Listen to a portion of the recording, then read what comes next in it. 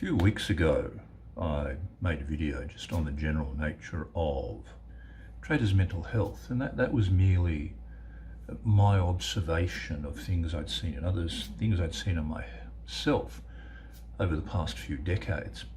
But I wanted to circle back and revisit that video and that idea of mental health among traders, but from a different perspective. And I want to look at it from the perspective of the notion of burnout. When I was thinking about this, I came across the history of the concept of burnout. Apparently it dates back to the early 1970s, work by an American psychologist called Herbert Freudenberger, fabulous name, who looked at the notion of unremitting stress in people in what you would call caring professions. So we're talking about nursing, we're talking about doctors, anything within that field. And it looked at their feeling of disengagement. The point that they got to was one where they simply stopped caring, which in a caring profession is a disastrous thing. These people had very high ideals about their own behaviour, their own ability to cope, their own capacity to give. But that battery of giving that they had was run flat.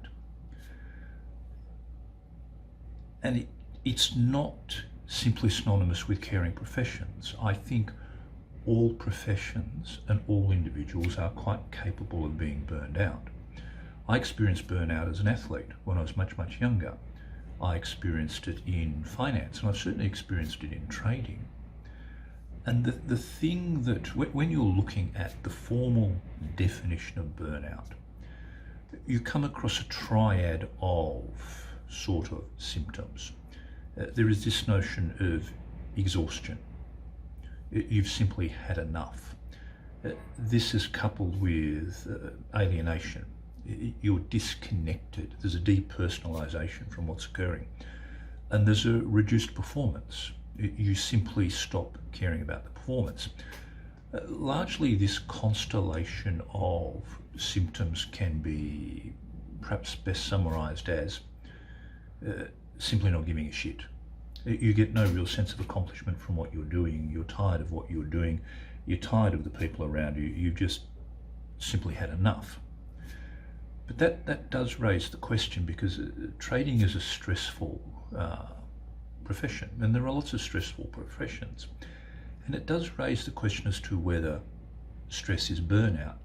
And my very lay answer, and this is simply my lay opinion, is that the answer is, well, yes and no. In that being stressed is not being burned out, but unremitting stress can cause burnout. And it can cause maladaptive behaviours as you try and respond to what's going on. And so it's, as traders, we will be stressed. That is simply the nature of the business. But we have to delineate between this notion of eustress and distress. That eustress is stress we adapt to.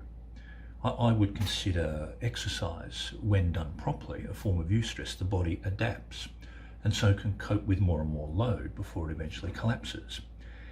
Distress is where the body can't cope, where the individual can't cope. And a lot of trading is built around this notion of coping with distress. And trading in and of itself has stressful components to it. We are isolated from others, so there is no shared group experience. There is no incidental contact. You're not part of a team dealing with a problem or dealing with an idea, attempting to solve something, attempting to achieve something. You're doing this by yourself. It's also a profession whereby there is great insecurity. And it should not be this way, but it often is for many traders, in that their career can hang on a single trade. I've known many traders who have blown themselves up with a single trade. So there is this insecurity, and it doesn't have to be that extreme, that notion that it's do or die. You can have periods where you just don't earn. That is simply the nature of the business. You can't force the market to give you money. And there's no way around that as an overwhelming feeling. It sits as the backdrop to all we do. If the market is not trending or is trending in a direction that is different to what you have set yourself, then that is stressful, and that is part of the insecurity of the job. Wrapped into this is the notion that, and this is something I'm acutely aware of, is that once you become a trader, that's it. You can't do anything else. You are not qualified to do anything else. You are effectively unemployable. So you are trapped by the profession. And there is really no way out of that. But overarching this, and this is a modern problem, I think, is this notion that the market follows you everywhere. And that's a function of our technology. It's a function of the world we now live in, that the market can follow you everywhere. So there is no time off. There is no time out from what we actually do. And with all that as the backdrop to what we do, you have to accept that it is stressful. But as I said before, stress is not burnout. Burnout is a constellation of things. And burnout is a function of the unremitting nature of stress and an inability to adapt to it. And there is nothing wrong with that inability to adapt, because I think all humans get to a point, mentally and physically, at some point in their life, where their adaptive behaviours fail them and they can't go any further. And there's a series of things that you can do that I've found useful. The first is to try and work out what components of your own behaviour are adding to the stress. For example, if you are isolated, then you have to work out a way to overcome that isolation. But a lot of this isolation is self-imposed. Let me give you an example. In our boardroom program at present, we're working through trader psychology, and we're working through it at a level that requires much more self-disclosure, much more openness, much more honesty, and much more self-awareness. Now, the expression self-awareness will become important, and I'm going to loop back to it at the end. One of the things I note when following the discussions on psychology, and in particular one thread or one theme we're exploring, is the stories you tell yourself. We each have a narrative. We all want to be the hero of our own narrative. And what people don't understand is that their words craft their personality. The story about themselves crafts who they are. So if you have a carefully constructed image of who you are, having to examine that narrative in the light of others and in the company of others might actually reveal that that narrative is perhaps false, or is shaky, is not as rock solid as you might think. And here's my observation of the discussion we're having at present. The discussion is being led by female traders, not by our male traders. And I think I know the answer. I think the answer is because males, in part, it's not that they lack self-awareness, it's that they want to avoid self-awareness. Because in avoiding self-awareness, you don't have to revisit the story you tell. You don't have to look at the image you've crafted of yourself and hold it up to others to view and to see whether any part of your story is false, or whether it is not solid, whether it is fluid. And the last thing you want to do as a male is to have that sense of ego unwound and exposed to others, which is why I think they do not participate in these conversations, much to their detriment. And in part, I think this is one of the maladaptive behaviours of burnout. Because one of the maladaptive behaviours that we engage in is this notion that if we suppress it, it will go away, it will get better. if you ignore the problem, it goes away. It's a little bit like, well, if you've ever played hide and seek with a child, they believe if they hide their head and they can't see you, you can't see them. And I think many of us treat our approach to the world like that if I pretend it's not there, then it's not there. Unfortunately, that is a childlike behaviour. It is a behaviour that does not serve us very, very well. This notion of grit that seems to have kept into the modern lexicon at present is in many ways, I think, look, I'll use a technical term, crap. Because you can't, there's some things you can't grit through. And it is a behaviour that simply makes the problem worse.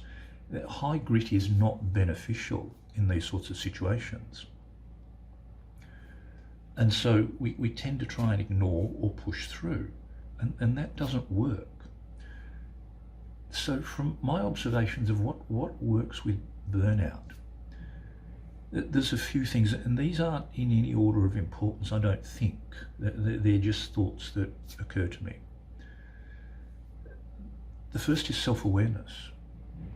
Without awareness that this is the situation you find yourself in, there's nothing that can be done about it. You simply can't move forward if you don't know where you are. And a lot of people don't know where they are, and they don't know why they're there. So as their environment becomes more stressful, they have no mechanism of dealing with that. And eventually it overwhelms them and they become exhausted. And that in many ways is a natural response to the uncertainty of not knowing where you are.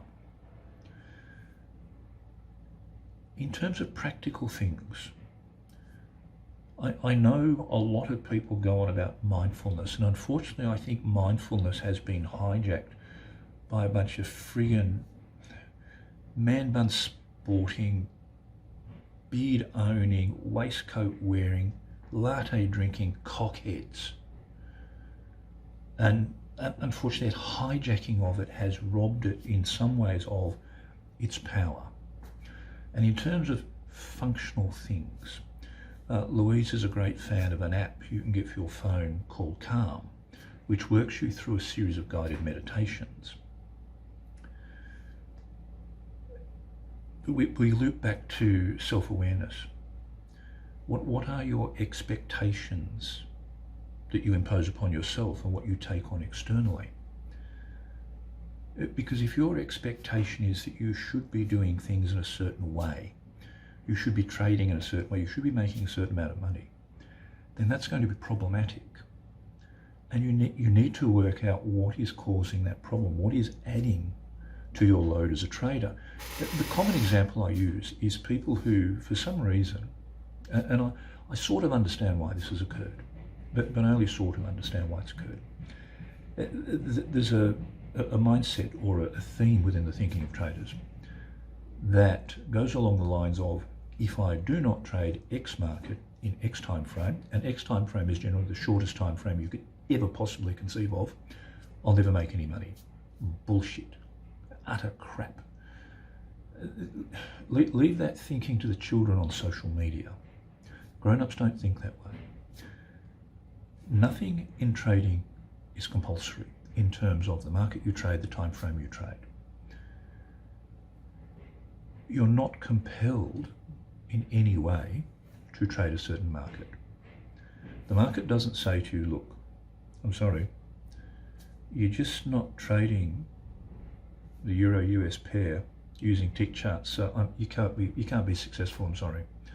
And it puts a black mark through your name. That doesn't happen. The other thing to look at is the notion of everyone should be keeping a trading diary. Everyone should journal. But within that journal should be a simple one-line summary. How are you feeling? Let me give you an example. When you lift, seriously, when you're a weightlifter, you always keep a training diary, always. Because what can be measured can be managed. But within that is the notion of two things. One is the notion of how you are feeling. But a lot of lifters use a thing called rate of perceived exertion, known as RPE. Was the lift marked for you as 8, 9 or 10? Or was it easy at 5, 6, 7? You need to rate, I think, your rate of exertion in trading along a similar scale, a similar spectrum. If your trading is difficult, if it is hard, if every trade for you is rated at RPE 10, you're maxed out. Because think of it this way, if I were to go into the gym and I was to hit the big 3 lifts, squat, bench, deadlift, at RPE 10 every day, my body would collapse. Any athlete would collapse under that load. If your trading is the same, then eventually you will collapse. It will all come apart. And the other thing I would ask is, how are you treating the machine? That is, how are you treating yourself? And the analogy I would use is my stupid obsession with cars. The cars I buy require a certain sort of fuel. It's always the highest octane rating you can get, which is always the most friggin' expensive. Because of the engine management systems in that, they can cope at lower octane ratings. But why would you? The machine requires a certain fuel, and for traders that fuel is not only how we are treating the machine we exist in, it's also how we treat the software that runs the machine. How are you being a good human to yourself? The other point I would raise, and this is probably the final point, and it is this notion of part of the constellation of symptoms for burnout is isolation. It is being cut off from others. And this is a problem that we here in Victoria are facing at present, in that we have no social contact. And speak to anyone in the field and they'll tell you that the mental health of children is collapsing. And it is collapsing because they lack that incidental contact, that social framework and network. For some people, some traders, that lack of contact, that isolation suits them. But I would imagine that for the majority it does not, that it is a problem. And so you need to find a way to overcome that isolation. You need to have a network, some form of mastermind group. And the final point I would make is a notion of something to read. I would get yourself a copy of a book called Why Zebras Don't Get Ulcers. And it looks at this notion of why animals are able to exist within what is a very stressful environment. Because if you're your average zebra, your life revolves around a few things: finding enough to eat and not being eaten. It's a fairly binary existence. Humans don't exist in a world like that. We have a spectrum of expectations, but animals don't get ulcers. And it looks at the rationale as to why this might be, why this is a thing. And it comes down to coping mechanisms. It comes down to how we deal with distress. But the final point I would make is this notion of gritting through is rubbish. If you are suffering from the notion of burnout, or you recognise some of the symptoms in yourself, then it is incumbent upon you to actually find some form of assistance, some form of help, and to sit down and try and work out why this is occurring. Because I can tell you from personal experience, if you don't, then your journey will end very, very quickly.